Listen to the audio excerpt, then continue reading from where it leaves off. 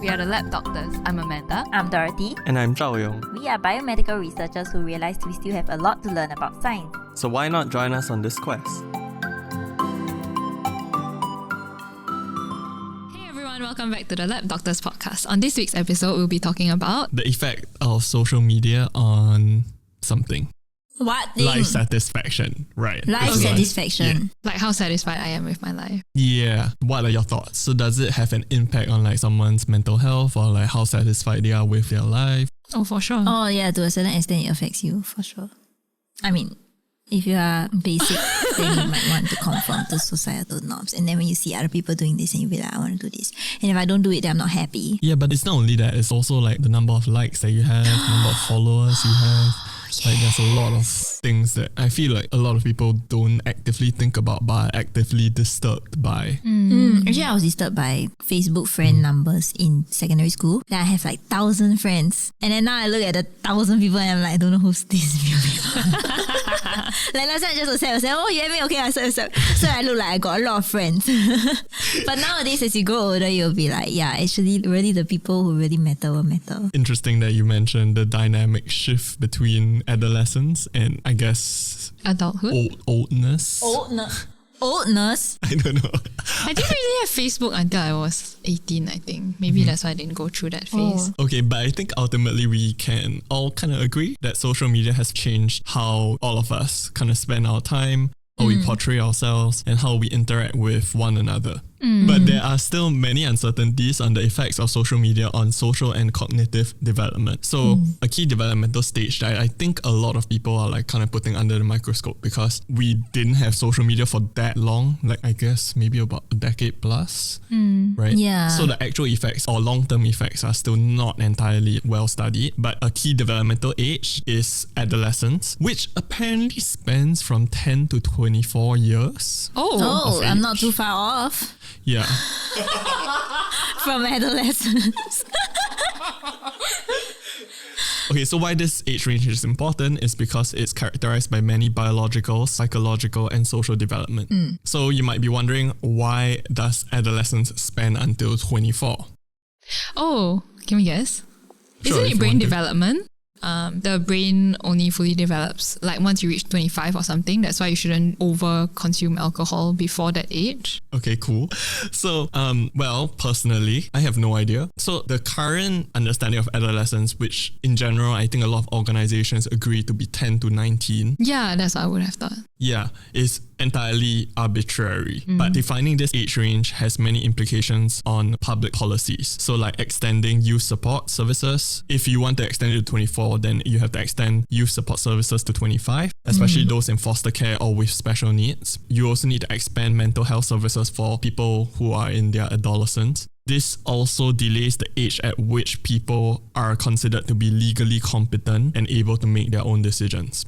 So that's why, like publicly, I guess there's resistance to change. But in terms of development, with longer overall lifespans for humans, there is a postponement of traditional adult responsibilities, which means that modern humans have more time and space for social and cognitive development. So there's more time for us to play around because we generally live longer. Not play around, but like discover, I guess, who we are or like how we interact with the world or like what's our place in the world because there is more time to live versus I guess in the past where it's like, oh, you must figure everything out. Yeah, you must mature fast, Yeah. start a family fast, take care of your parents fast. Anyway, and that's why there's also this general widening of the adolescent development phase from like research studies because then they started noticing that development still continues. One would argue development continues throughout your life. Right. So because of all this uncertainty with social media, this research team, which comprised of like many different researchers from many different institutions, including Cambridge, Oxford, UCL, University College London,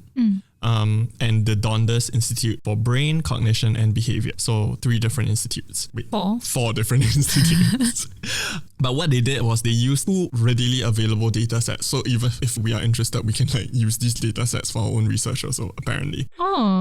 And so they are called Understanding Society dataset and also the Millennium Cohort Study. So both these studies are longitudinal, self-reported studies, meaning that they follow the same group of people throughout their lives. So as such, they enable researchers to explore how histories of health, wealth, education, family, and employment are interwoven for individuals and how varying them can affect outcomes and achievements later in life. That said, it can only show correlation and not causation because you are only observing factors after the fact. So what interested me in this whole methodology part was this millennium cohort study, because apparently it's this unique longitudinal study that's called a birth cohort study. So this means... so they follow you from birth? Yeah. So this means that participants are repeatedly surveyed from birth throughout their lives, and this particular study was for individuals that were born from the year 2000 to 2001. Wow. I mean, it's very interesting because then you can study the effects of growing up in a certain era. So they're talking about like those not so famous social media thingy, like That was Friendster. MySpace. No, but it's also their adolescence. If it's until 24, they're not even 24 yet. It's mainly adolescence. So like age 10. Oh yeah, 2010 is like the year that social media is already on the rise, right? Yeah. I remember. Yeah, so they are studying the correlation between estimated social media use and also reported life satisfaction 12 months later. So it's like currently how much social media am I using, and then 1 year later how satisfied am I with my life. They also studied the correlation in the opposite direction, meaning how satisfied am I with my life now versus 1 year later what's my social media usage. So it's trying to study whether or not the effect is true in both directions. So I guess right now I want to ask a question, which is how did you handle social media when you were a teen, and how has that changed with age? And I feel like Dorothy already talked about, which was why I was like, I think it was like I was closer to 19 than 18 by the time I got Facebook as Good well. in trend, Amanda. Yeah, I'm a boomer. Is this news? I only got Facebook because I was moving overseas. And Then do you feel that you were left out? No, not really. like, do you ever care about like number of friends you had? I think it's because I was older already. I didn't really worry that much. And then once I moved overseas, I think I stopped caring about these things more. Like after a semester of being abroad, I kind of got over it. And then like I didn't really care about it anymore. I wouldn't say it molded my social media habits. Right. Yeah, but it's different because, you know, you're saying like teens versus, I guess, older. But I generally went through like my whole teen life without really using like Facebook. I did use Friendster though. The only thing I remember about that is like asking people to write testimonials for you. But the testimonials are like comments or like posts, not really like testimonials about the person. Which I feel like is so... That's interesting. No wonder Facebook kind of took over because the whole system of like likes and whatever. Yeah. I feel like. Yeah, but I feel like I felt the need to be liked since primary school. You know, primary school they have the autograph book. I don't know. I don't have. Yeah, I don't know. Then they will have like gold friends, silver friends. Oh, okay. No. Bronze friends. Yeah, people write that in my book. Ew. Like which category of friends you belong to. Ew. Just like Facebook before Facebook existed. Yeah. I don't know. So for me personally, I really cared about friend numbers. I think when I initially used Facebook, didn't really have Insta then, I guess. It's just started later. Yeah. I really cared about it. Then in JC, I was like, you know what? No, it's not that I need friends. It's that whether or not you deserve to be my friend. So I started culling my list. Nice. Yeah, so I started culling. And then like by 19, I was like, I don't give a shit. Just... Yeah, I feel like that's the teen shift. Like, you know, before you, I guess, were awakened by you don't need to care about this number. Yeah, I don't know what changed though. Yeah. I honestly don't know. So what like, I I think never it's went just through that. Maturity. Is it? Some I people don't still know. care, I guess. I mean, like, it depends what matters to you. Right. If I'm an influencer, then I would care. Yeah. Because that affects your livelihood, I guess. But currently, I'm like, sometimes when I look at my Facebook, I mean, I'm just looking at memes and the algorithm. I keep people as friends because they share a lot of things. Then I would get like, oh, they share like news articles and then they share like things. Yeah, that's why I still keep you. Yeah.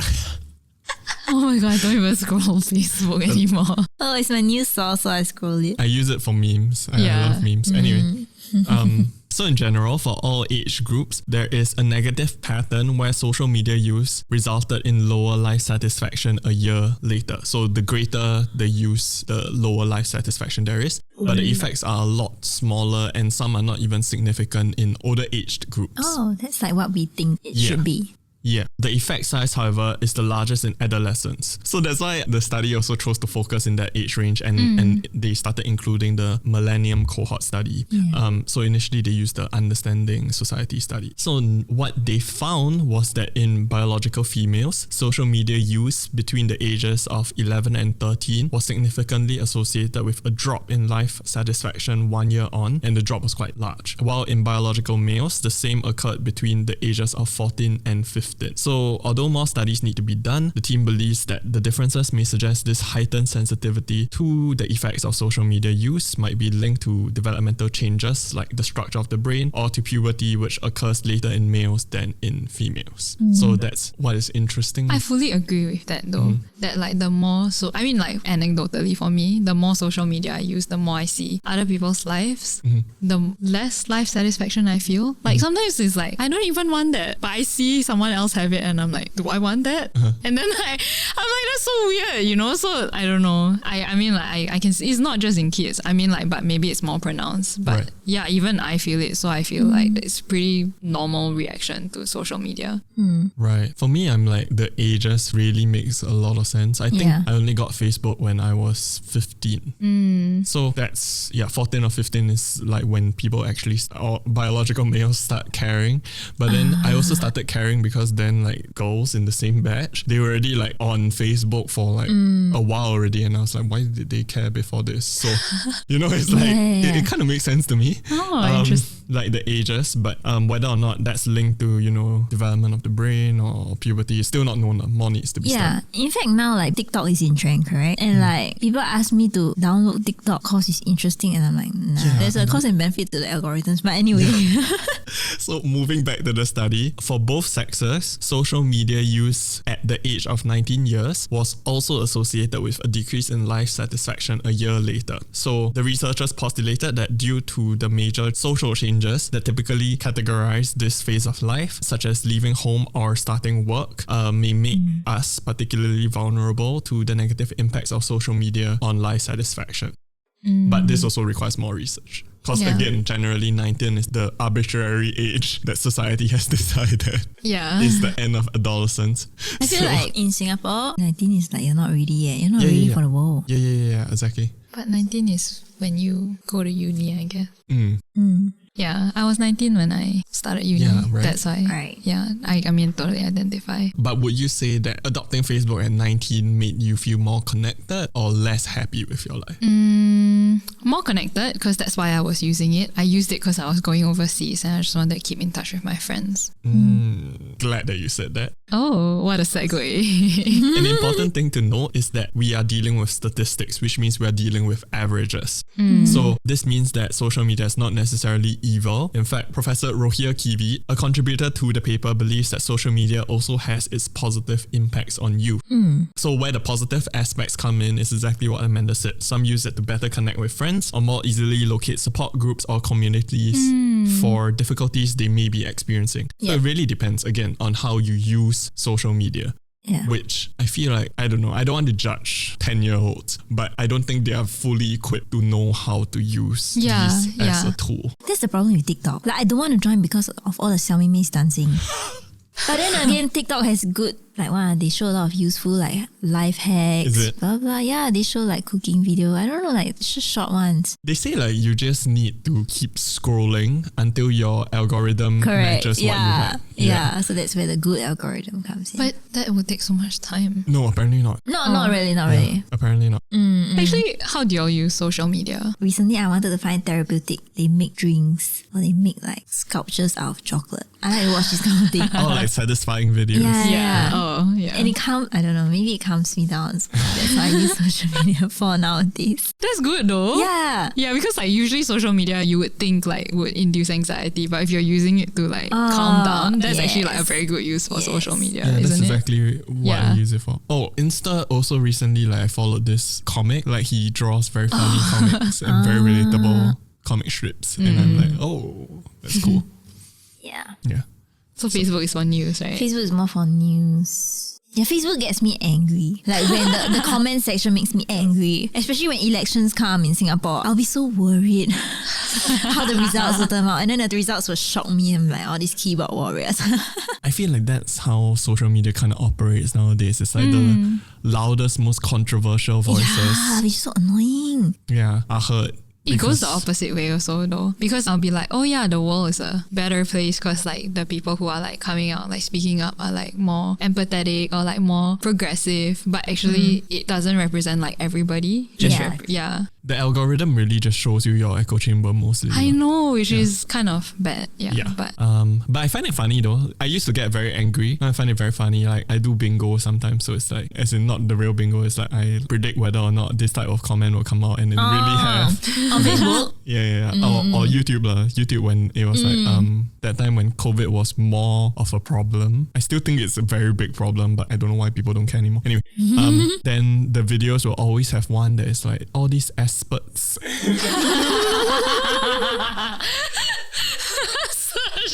They will make these funny puns that I'm like, oh yeah, this is quality content. COVIDiots. Yeah, COVIDiots. I was like, who thinks of all this stuff is very creative. Yeah. So I guess in conclusion. that's the conclusion already. Yeah. Oh, What okay. else do you want to talk about? I don't know the other way because we only looked at like how much you use and then like life satisfaction, right? Then they also did the other way, didn't they? Oh, the other way is also true. Yeah, So you should that was say it. it. As in social media, as in they are sad, so they use more social media. So they are sad. 1 year later, they use more social media than they did a year before. Then it makes them even sadder. Yeah, it's a feedback loop. Slippery slope. But anyway, but where does that leave us? So Dr. Amy Orban, the first author of the paper, believes that the results prove a link between social media use and life satisfaction. So that means that there is this link now and we don't really need to focus on whether or not the link exists. And now the scientific community can focus on what truly matters, the who, what, why, and how social media and life satisfaction are linked. So we can address it and like talk about how to use social media properly, I guess. Yeah. I think it totally makes sense though, like when, maybe not life satisfaction, but like when you're busy living your life, you don't really have time for social media. Yeah. Oh yeah, I forgot to mention, there was this period of time where I just got off Facebook and Insta. Yeah. I just didn't care anymore and I was, not to say happier, kind of just... It's just like you're living your life, you know? Yeah, like it didn't matter either way. Yeah. That's what I found out also. Like you just stop using it and you're like, oh, my life is not over. Like, you know? Yeah. Sometimes you get so addicted to like I get so addicted to my phone that Yeah. I'm like, oh my God, without it, I will die. But like actually, sorry, I know it's a very first world thing, but sometimes I'm a boomer, but I'm also a teenager. If you take away my phone too long, like I feel like very... No, Oh, yeah, because the for phone sure. has so many functions nowadays. Yeah. But you can take away my social media. I think I'll be okay. If you take away my games and my Netflix, yeah, I think I would do that. Yeah, if you take away my Netflix and my Korean dramas, I will be very stressed. Yeah, I think that'll be it for me.